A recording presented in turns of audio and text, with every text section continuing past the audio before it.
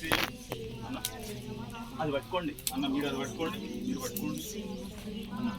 మీరు ఇందులో 12 సార్లు నెయ్యి పోయండి. దీంతో ఇలా పోసుకోండి అన్న. మొక్కల మీద కూర్చుంటే అన్నగారికి దగ్గర అన్న. మీరు ఎందుకు కూర్చుంటే అట్లా ఈజీగా ఉంటుంది.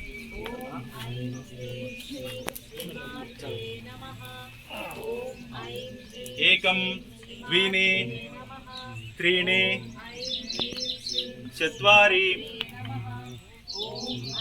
పంచ షట్ సప్తమ అష్టమ నవమ దశమ ఏకాదశ ద్వాదశ.